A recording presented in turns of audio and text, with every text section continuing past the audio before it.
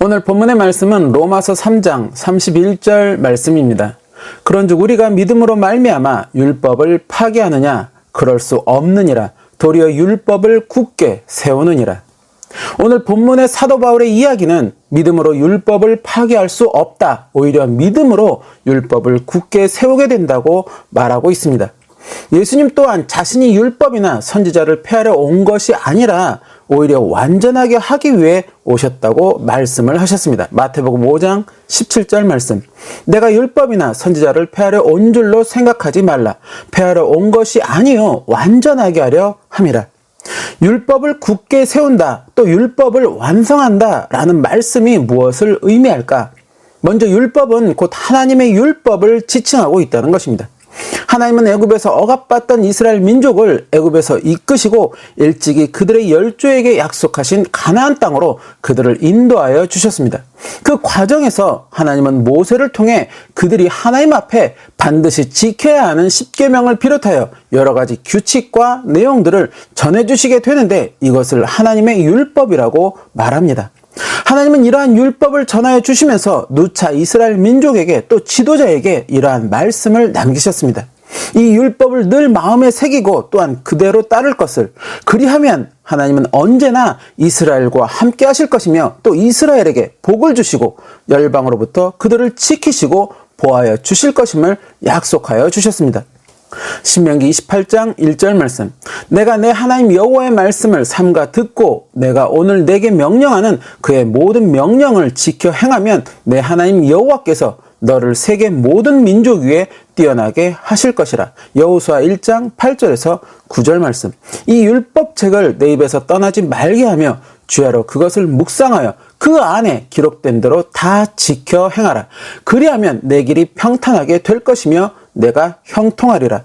내가 내게 명령한 것이 아니냐? 강하고 담대하라. 두려워하지 말며 놀라지 말라. 내가 어디로 가든지 내 하나님 여호와가 너와 함께 하느니라 하시니라.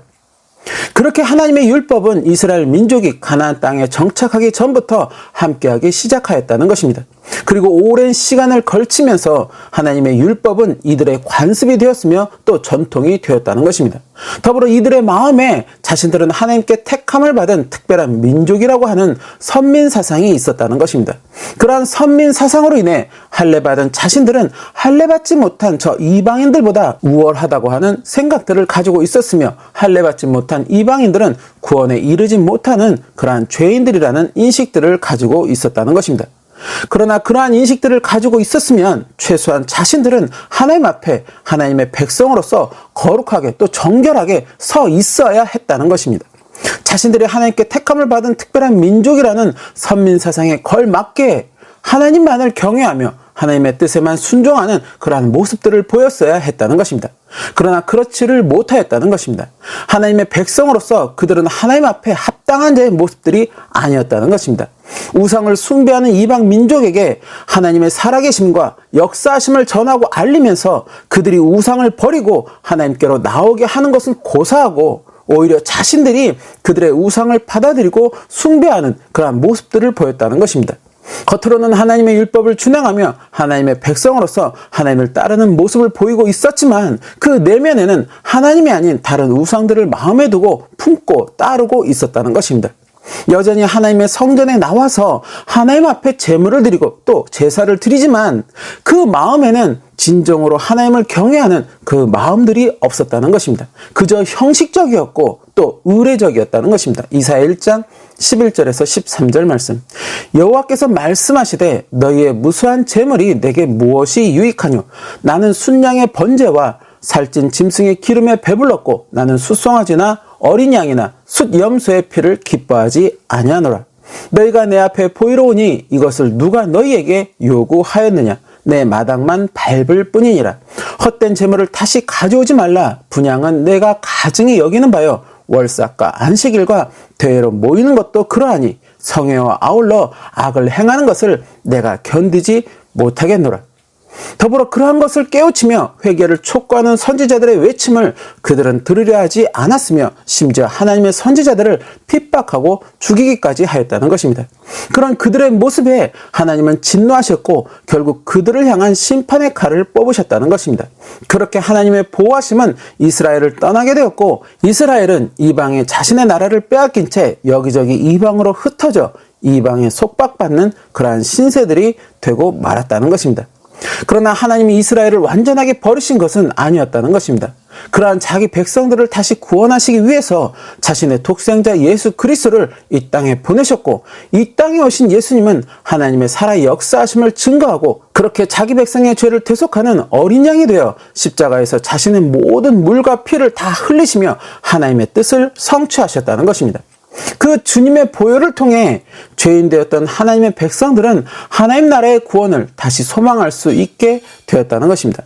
그리고 이제 사도들을 통해 그리스도의 복음은 이방으로 퍼져나가게 되었고 그렇게 수많은 이방인들이 복음으로 회심하며 교회들이 세워져 나갔다는 것입니다.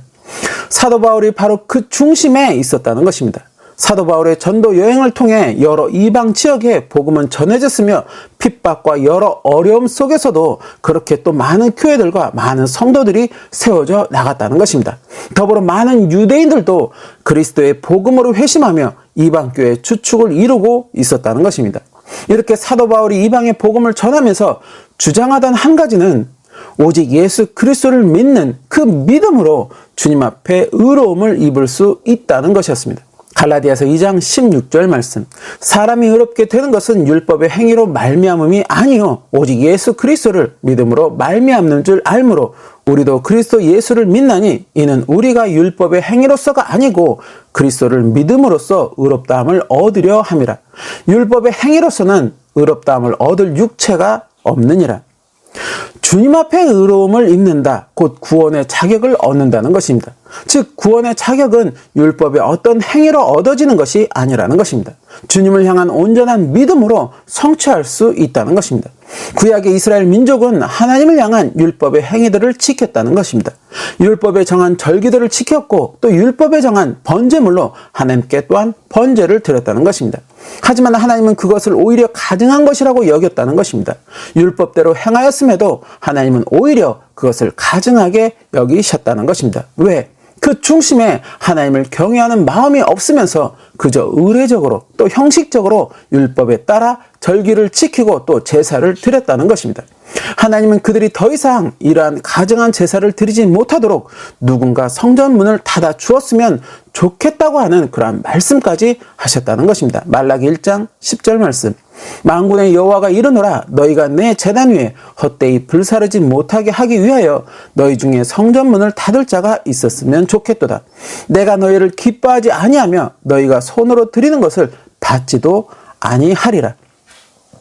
그리고 예수님이 이 땅에 오셨을 때 당대 율법의 주관자가 되었던 제사장이나 서기관들은 예수님이 하나님의 율법에 어긋난다 하여 예수님을 핍박하려 하였고 하나님을 모독했다고 하여 신성 모독죄라는 죄명을 씌워 결국 예수님을 재판장으로 이끌고 갔다는 것입니다.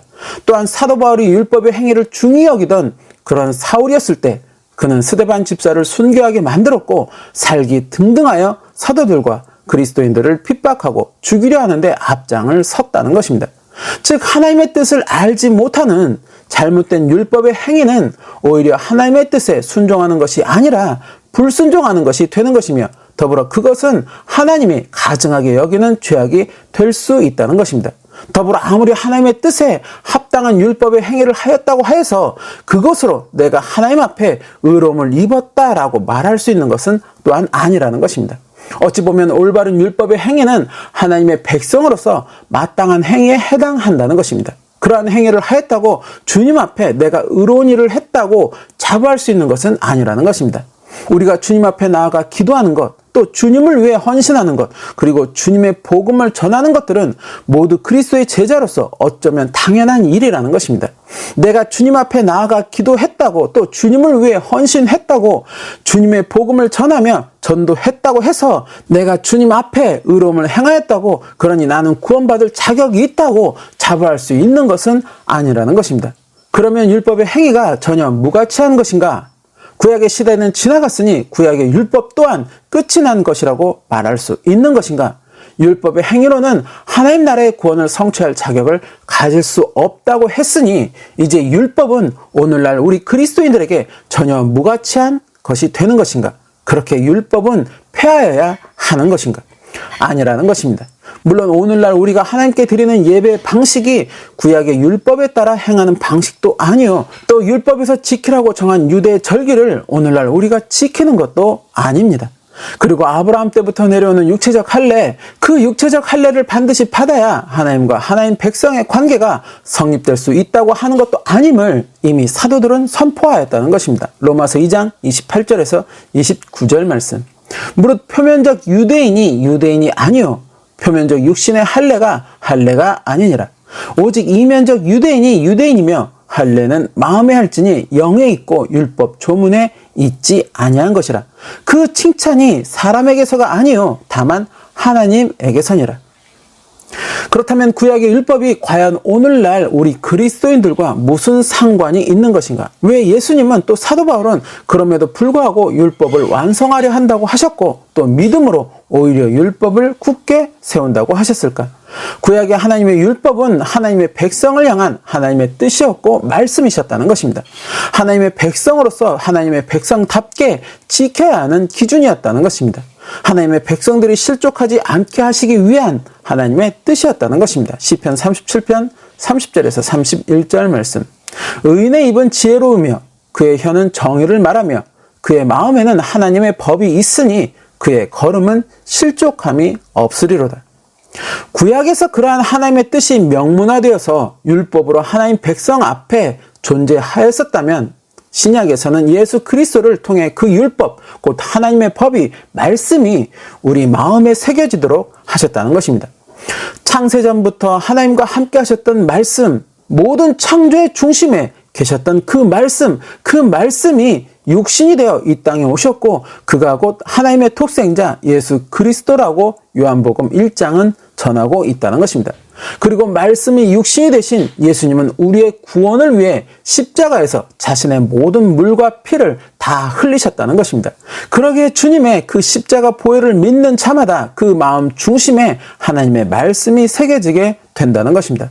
그렇게 말씀이 마음에 새겨지고 또 그 말씀에 순종하며 행하는 말과 행동은 하나님의 율법을 이루는 말과 행동이 된다는 것입니다. 왜? 그 말씀이 나를 하나님의 율법으로 인도하고 있기 때문이라는 것입니다.